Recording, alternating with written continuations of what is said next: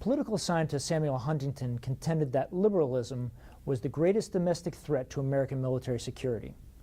The tension between the demands of military security and the values of American liberalism can, in the long run, be relieved only by the weakening of the security threat or the weakening of liberalism. The requisite for military security is a shift in basic American values from liberalism to conservatism.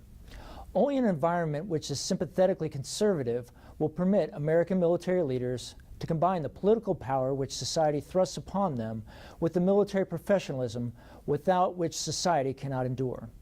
In the context of the Cold War, Huntington argued that the ideological component of America's societal imperative, liberal anti-military ideology, would make it impossible to build the force necessary to confront the functional imperative in the form of the Soviet threat to the United States, and to permit military leaders to take the steps necessary to provide national security.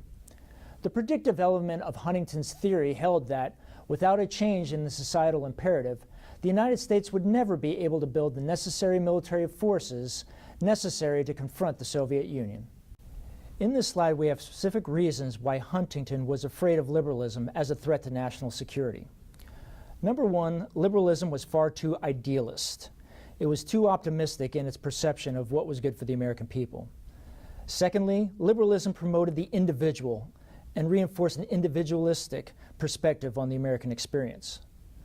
In line with that, it also pushed a progressive agenda, always forward-thinking and trying to make progress in American society. As an extension of that, it promoted a broadly philosophical utopian society and tried to seek perfection in all things with the American experience. Because of that, this attitude of American liberalism promoted a pacifist attitude, purely anti-military in all of its form. Institutional faith was another problem with liberalism, believing that institutions could ultimately bring peace and prosperity to all things within the American experience. Lastly, and more broadly, liberalism embraced the philosophy and finding goodness of all humans, which reinforced and undergirded a belief in anti-militarism, which was unhelpful to the national security apparatus.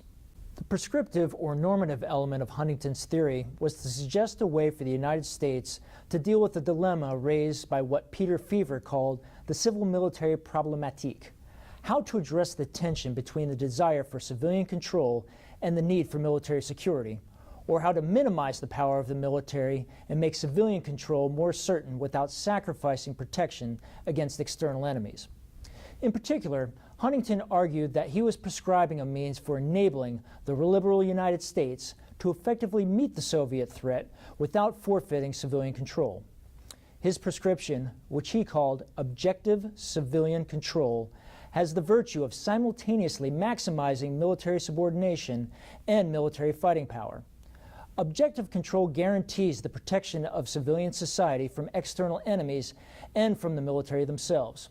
In Huntington's prescriptive or normative theory, the key to objective control is the recognition of autonomous military professionalism, respect for the independent military sphere of action. Interference or meddling in military affairs undermines military professionalism and so undermines objective control. This constitutes a bargain between civilians and soldiers. On the one hand, civilian authorities grant a professional officer corps autonomy in the realm of military affairs. On the other, a highly professional officer corps stands ready to carry out the wishes of any civilian group which secures legitimate authority within the state. In other words, if the military is granted autonomy in its sphere, the result is a professional military that is politically neutral and voluntarily subordinate to civilian control. Of course, autonomy is not absolute.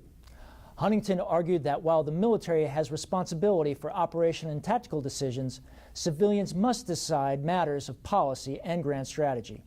While objective control weakens the military politically, rendering it politically sterile or neutral, it actually strengthens the military's ability to defend society. A professional military obeys civilian authority. A military that does not obey is not professional. Slide number 2 gives explanations as to why military professionalism is ideal for American national security as opposed to liberalism. Above all else, the military profession is obedient. As explained before, it willfully obeys all orders from respected and recognized legitimate civilian authorities. Moreover, the military profession is loyal. loyal to the government and loyal to the authority which gives it its power. The military professional is also selfless, thinking of others before themselves, as opposed to the individualism of liberalism. As explained, the military profession is also apolitical, not showing any preference to any political party or political ideology. The military profession also respects order above all else, believing in structure and discipline, which aids in the execution of its specific orders from civilian authority. As opposed to being ideological, the military profession embraces an ethic, a set of standards and behaviors, which is universal to all of those who wear the uniform. The military profession also presents a sense of obligation, that to the government and that to the Constitution of which it serves. The military profession also believes in the collective group of the military and the nation itself, vice amplifying the needs and the rights of the individual. And ironically, one of the values of the military profession in defending the United States and national security is that it's pessimistic, as opposed to the idealism of American liberalism, not believing in the goodness of human nature, but actually being skeptical of it. At the opposite pole from objective control lay Huntington's worst-case situation, subjective control, which constituted a systematic violation of the autonomy necessary for a professional military. He argued that subjective control was detrimental to military effectiveness and would lead to failure on the battlefield by forcing the military to defer to civilians in the military realm. Above all, according to Huntington, the key to objective control of the military is professionalism. The challenge for us in the rest of this course will be to explore the role of this dynamic of the military professional and the civilian decision-maker, and which models of control are best applied in the process of making national security decisions. Huntington provides the philosophical foundation of this relationship. The U.S. military today still relies on it as the core of their professional ethic.